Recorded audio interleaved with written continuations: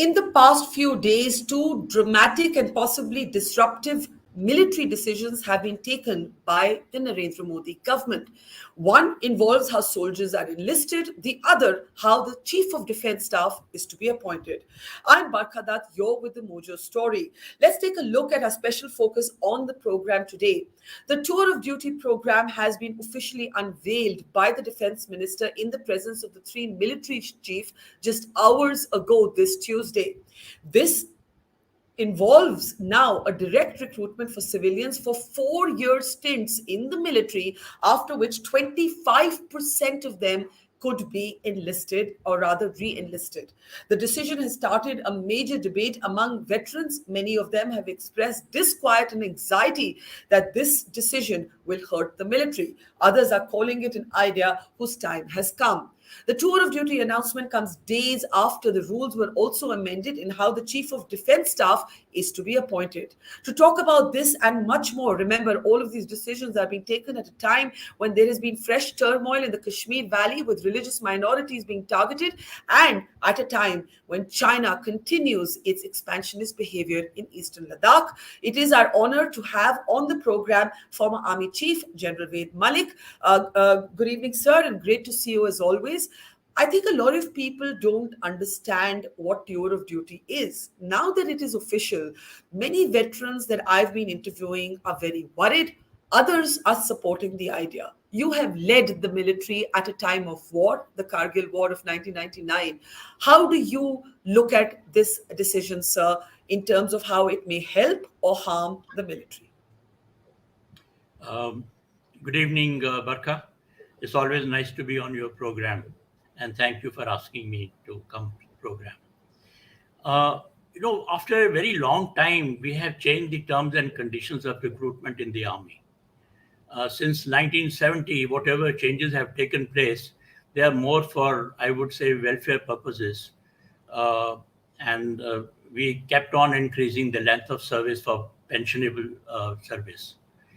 But the new scheme, the Agnipath scheme, which is being called by the government, this takes into account the current as well as futuristic socio-economic and technological environment for the future conflict that we may have to fight. I think it's a pragmatic step. And in the new rules, there are advantages as well as some apprehensions, which we can talk. But by and large, I find that this new scheme will be good for the armed forces. When you say it's pragmatic, why do you say so? There are cynical views that say that this scheme has been brought to reduce the burden of military pensions. The chiefs, of course, today said it would make the military leaner, younger. They said it was the best of what they call Josh and Hosh. Why do you call it pragmatic? What do you think are its positive points? Let's talk about that first. Yeah, I think the first and foremost point that I want to make is that it is going to improve the youthful profile of the army. At the moment, the average age of a soldier is 32. This will come down to 25 or 26 at the most. And it's an important factor. I have seen people, how they fought during the Kargil War. You yourself have seen that. And you would have noticed that the younger people, they are able to go all over the place when required, particularly in difficult terrain. And they can also they also tend to take greater risks. So the youthful profile is an important factor. The other thing is that I find that this scheme will make the junior leadership stronger. There is at the moment a skewed ratio amongst the leaders to the led. And this will correct. We will have a lesser number of leaders and more number of Jawans as we used to have working under them as we used to have earlier. That is another important point. And the third, I would say, is that the new recruits who are coming and joining the armed forces today, they are definitely better educated and more tech savvy. In fact, today I depend upon my Jawans to let me know how to fiddle with the smartphones, etc. So they know these things much better. And as the years go by, I think they will continue to be better tech savvy and more tech savvy soldiers. Incidentally, the scheme also caters for certain bonus marks for people who will join from the ITI or other technical institutions. So that means that there is a certain amount of attraction for them. It will definitely reduce the training period, which I feel is in today's environment when people are better educated and more tech savvy, there is no need for us to continue having a long training tenure either in the centers or on the courses that the Jawans have to undertake thereafter. So, and the most important, I must add, is that it will correct the Army's revenue versus modernization budget, because we will not have to pay pension to so many Jawans when they retire. And that will definitely improve our capability to uh, have faster modernization. Yeah. The revenue budget at the moment is almost 85% of the total budget when I include both the pay as well as the pension. This is definitely not on, it's not there anywhere in the world. So we have to take that into account, which I think this scheme will also take into account. General Malik, there have been apprehensions expressed by some of your colleagues, senior officers, that it takes time to make a soldier, to build a soldier. 4 years is simply not enough. There have also been questions about the integration of these recruits with other Jawans, and people have argued, some soldiers have argued, some officers have argued that the Short Service Commission experiment has not been a greatly successful experiment. How do you address some of these criticisms, some of these anxieties, and what are your own apprehensions, if any? You can call them criticism. I would say that there are apprehensions. Uh, and those apprehensions, we will have to see how when the scheme is put into when it is put into practice. The first, of course, that the 4 years tenure is not sufficient, and it will not be able to inculcate the regimental camaraderie, ethos, the value system of Naam, Namak, Nishan, etc. I'm not too sure about it. And also, we must also remember that at any one time in a unit, we will not have more than 10 or 12 or maybe maximum 15 people coming in. You know, we have almost about 50,000 people retiring from the army every year. And in a unit, it's not more than 10 to 12 people. So we are now thinking of replacing those 10 to 12 people in a year, or maybe even maximum 15 people. So when the newcomers come, they get absorbed easily. And as soon as the newcomer goes, the Agniveer, he goes to the regimental center, he starts learning about the regimental spirit, etc. So while there is some apprehension, but I think that probably it is being overplayed. That is one aspect. The other aspect, some people have also been talking about that after 4 years, when these people go out, then what happens to them? They look at it both from the welfare point of view, as well as some people even start looking at it that they may become indisciplined, which I don't agree at all. Now, as far as the welfare point of view, I would have been happier if these people, after 4 years of training and recruitment and service in the army, had been given a chance to join the Central Armed Police Forces. Yes. Unfortunately, we've been pressing for that for a long time, but the government, I don't know why they have not agreed. I find it's a win-win situation. You have a trained boy going and joining the police. The police will not have to spend. So this is one aspect which can be looked into later on also. But yes, 4 years, it will. Some people will get worried after 4 years. मुझे क्या होगा मेरे?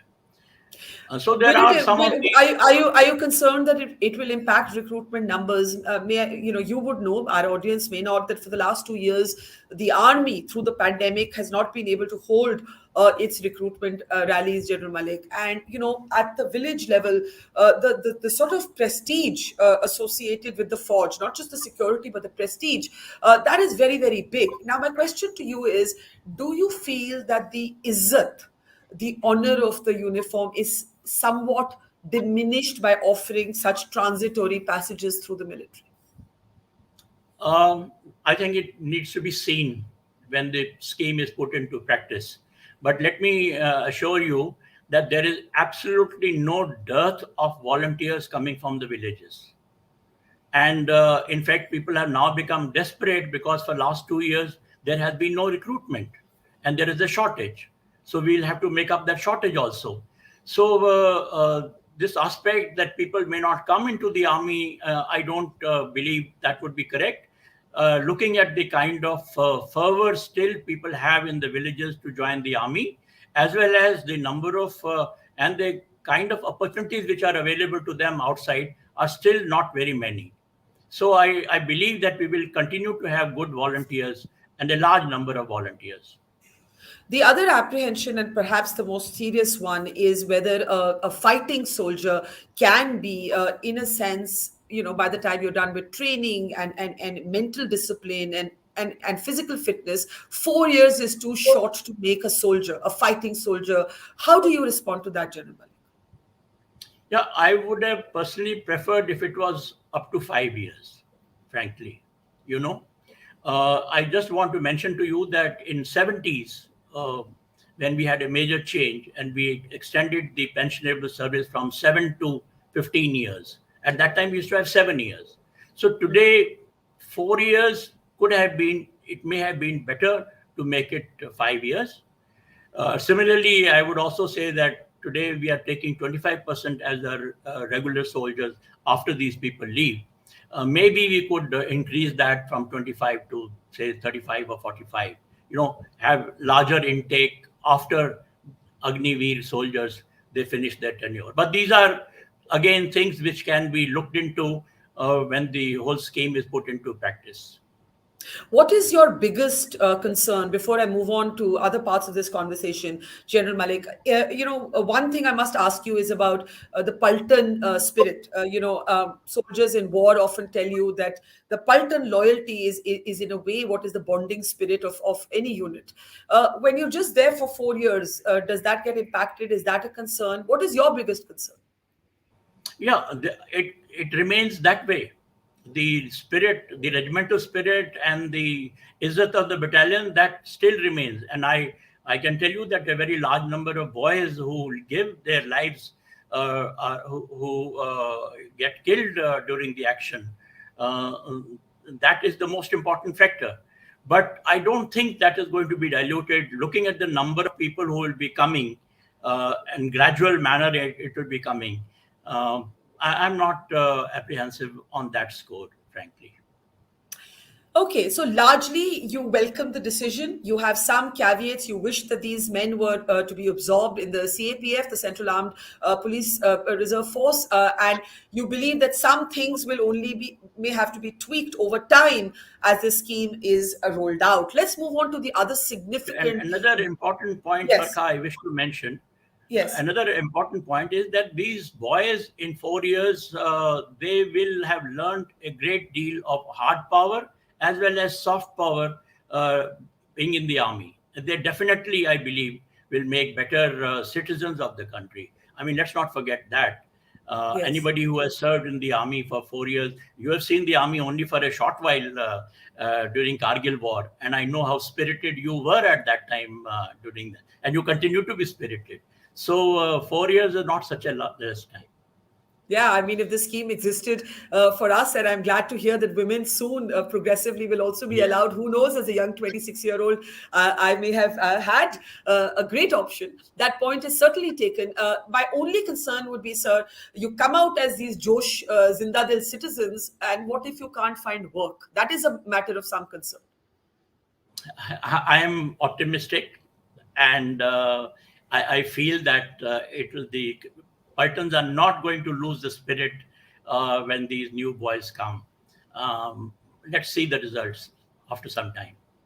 Okay, let's move on now to the other critical decision that's been taken vis-a-vis the military in the past few days, the amended rules for the appointment of the Chief of Defence Staff after the tragic death, of course, of General Bipin Rawat.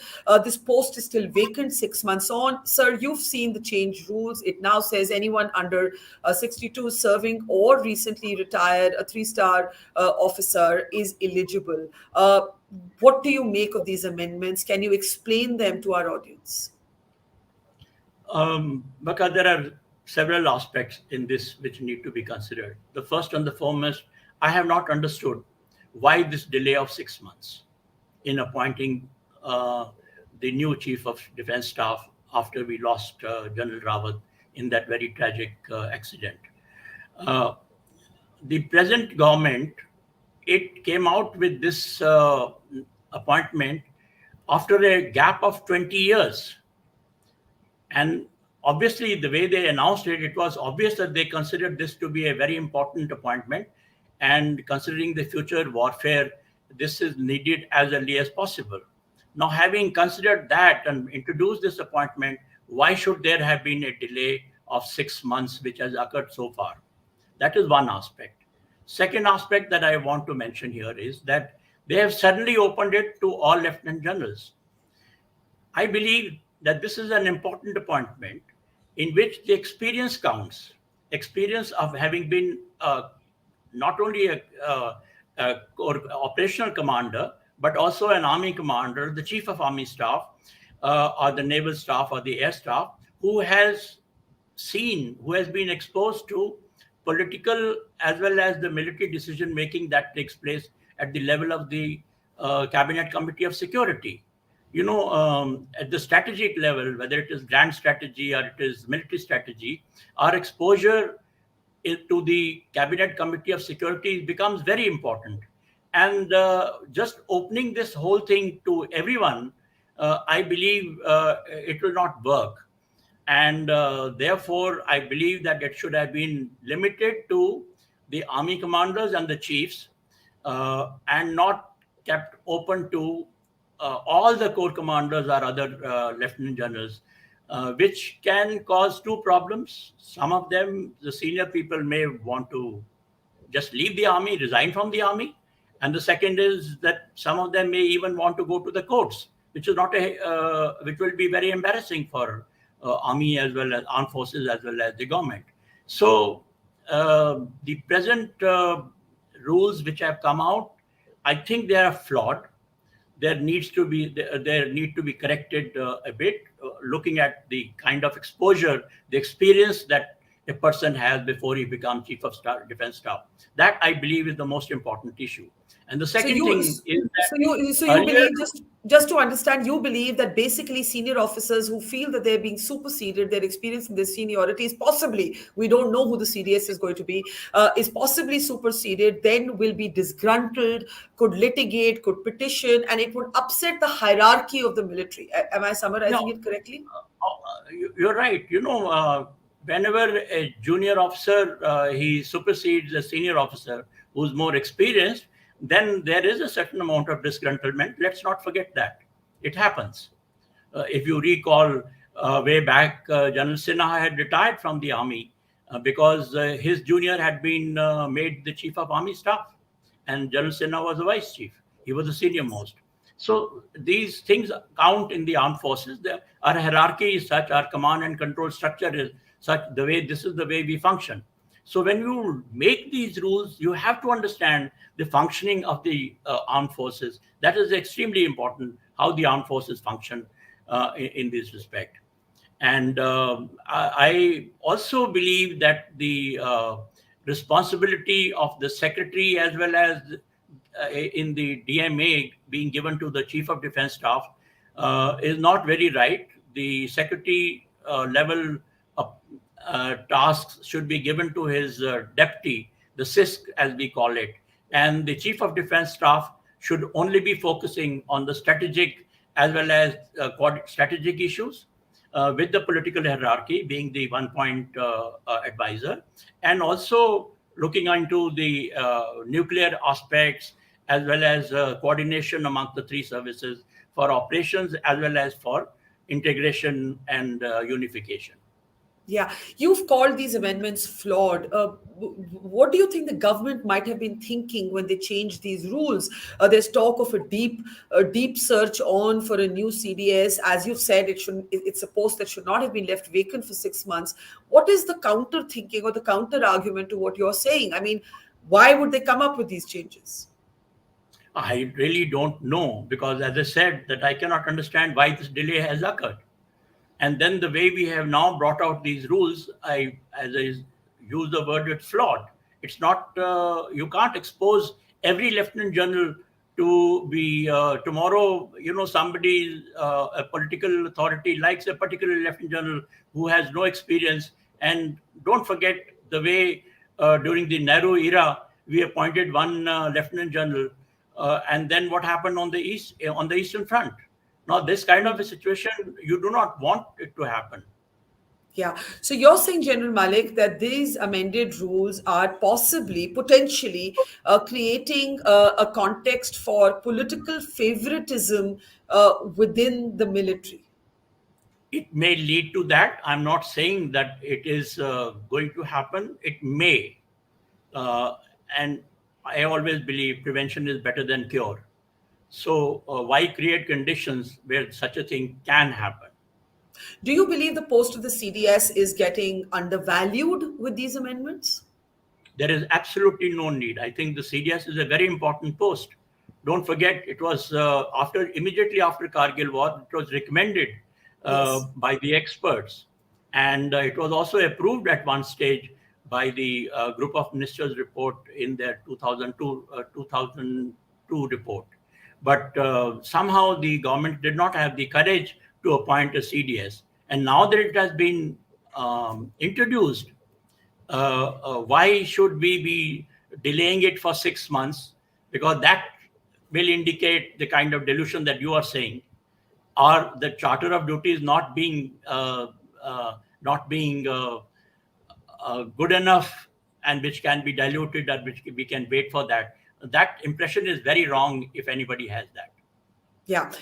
Finally, General Malik, both of these big announcements, one you support with minor apprehensions, the other you call seriously flawed, have come at a time when the Chinese expansionist sort of moves continue. We've had Americans endorse that through their own intelligence in the recent weeks. And we also have Kashmir inflammable again.